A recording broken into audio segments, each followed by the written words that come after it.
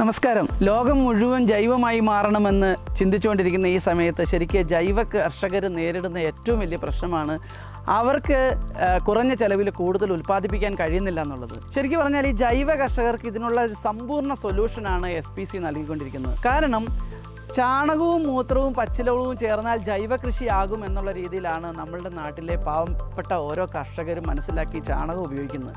ശരിക്കും ചാണകത്തിൽ നൈട്രജനാണ് പ്രധാനമായിട്ടുള്ളത്. വളർച്ചയ്ക്ക് മാത്രമാണ് ചാണകം. നമുക്കറിയാം, ഒരു തൊഴുത്തിൽ ചാണകക്കൂടിൻ്റെ സൈഡിൽ നിൽക്കുന്ന ഒരു വാഴ ഭയങ്കരമായിട്ട് വളരും. വാഴക്കൊല ഉണ്ടാകുമ്പോൾ തീരെ ചെറുതായി പോകും. ഇതെന്തുകൊണ്ടാണെന്ന് കർഷകൻ ചിന്തിക്കും. ഒരൊറ്റ കാര്യമേ ഉള്ളൂ, പൊട്ടാഷ് വേണ്ടിടത്ത് പൊട്ടാഷ്, അല്ലെങ്കിൽ ചെടികൾക്ക് വേണ്ട എല്ലാ മൂലകങ്ങളും എല്ലാ എലമെൻസും കിട്ടിയാൽ മാത്രമാണ് ചെടിക്ക് നല്ല റിസൾട്ട് കിട്ടുകയുള്ളൂ. അപ്പോൾ നമ്മൾ മഹാത്മാഗാന്ധി യൂണിവേഴ്സിറ്റിയിലൊക്കെ പോയി ഓർഗാനിക് ഫാമിംഗ് പഠിക്കുമ്പോൾ നമ്മളെ പഠിപ്പിക്കുന്ന ഒരു കാര്യമുണ്ട്.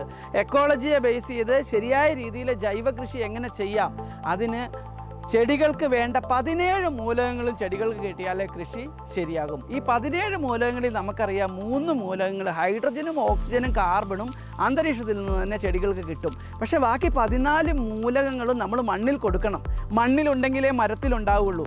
നമ്മൾ NPK വളങ്ങൾ, നൈട്രജനും ഫോസ്ഫറസ് പൊട്ടാഷ്, രാസകൃഷിയിൽ ഇത് മാത്രം വെച്ച് ചെടികളെ കായ്പിക്കുക എന്ന ഒരു ദൗത്യം മാത്രം ചെയ്യിക്കുമ്പോൾ നമ്മളിവിടെ മണ്ണിനെ നന്നാക്കുകയാണ് ചെയ്യുന്നത്. അവിടെ നമ്മൾ NPK, നൈട്രജനും ഫോസ്ഫറസും പൊട്ടാഷും കാൽസ്യവും മഗ്നീഷ്യവും മാംഗനീസും മോളിബ്ഡിനവും നിക്കലും സിങ്കും കോപ്പറും എല്ലാം സൂക്ഷ്മ മൂലകങ്ങളും അതിസൂക്ഷ്മ മൂലകങ്ങളും നമ്മൾ മണ്ണിൽ എത്തിച്ചു കൊടുക്കും. അതിൻ്റെ ഭാഗമായിട്ടാണ് SPC ഈ ബയോ സ്റ്റിമുലൻറ്റുകൾ ഡെവലപ്പ് ചെയ്തത്. ഈ FH എന്ന് പറഞ്ഞ ബയോ സ്റ്റിമുലൻറ്റ് ഫൾവിക്കും ഹ്യൂമിക്കും കൂടി ചേർന്നതാണ് FH.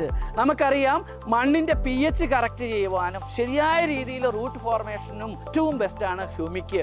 ഹ്യൂമിക്ക് നമുക്ക് ഭൂമിയിൽ നിന്ന് തന്നെ നമ്മൾ കുഴിച്ചെടുക്കുന്നതാണ്.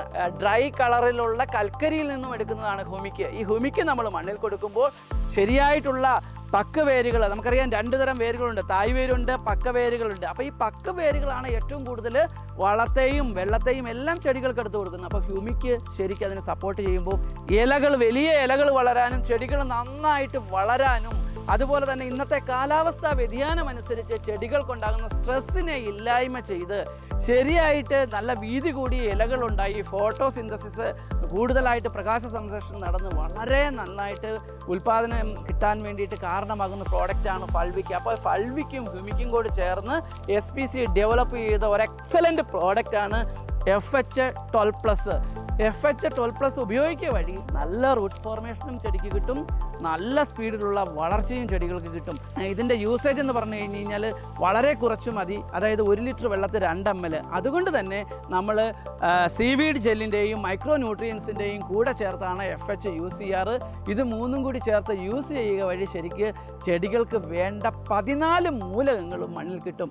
2 രീതിയിൽ നമുക്കിത് യൂസ് ചെയ്യാം. 1 ലിറ്റർ വെള്ളത്തിൽ 2 ml ഉപയോഗിച്ചിട്ട് ചെടിയുടെ ചുവട്ടിൽ ഒഴിച്ചു കൊടുക്കാം.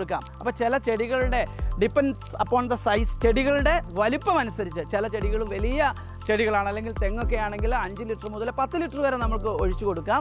എങ്കിലും ഡൈല്യൂഷൻ കറക്റ്റ് 1 ലിറ്ററിൽ 2 ml ആണ് FH. അതുപോലെ തന്നെ നമ്മൾ മൈക്രോ ന്യൂട്രിയൻസിൻ്റെയും സീവീഡ് ജെല്ലിൻ്റെയും ചേർത്ത് ഒഴിക്കുമ്പോഴും ഇത് തന്നെയാണ്. ഇത് കൂടാതെ തന്നെ നമുക്ക് സ്പ്രേയിങ്ങും കൊടുക്കാവുന്നതാണ്. സ്പ്രേ കൊടുക്കുകയാണെങ്കിൽ വളരെ കുറഞ്ഞ ചിലവിൽ 1 ഏക്കർ സ്ഥലത്തിൽ സ്പ്രേ കൊടുത്ത് തീരും. ഡ്രഞ്ചിങ്ങിൽ കുറച്ചും കൂടി അളവ് നമുക്ക് FH ചിലവാകും. അപ്പോൾ തീർച്ചയായിട്ടും ഒരു ജൈവ രീതിയിൽ വിഷമില്ലാത്ത ഭക്ഷണം ഉൽപ്പാദിപ്പിക്കണം.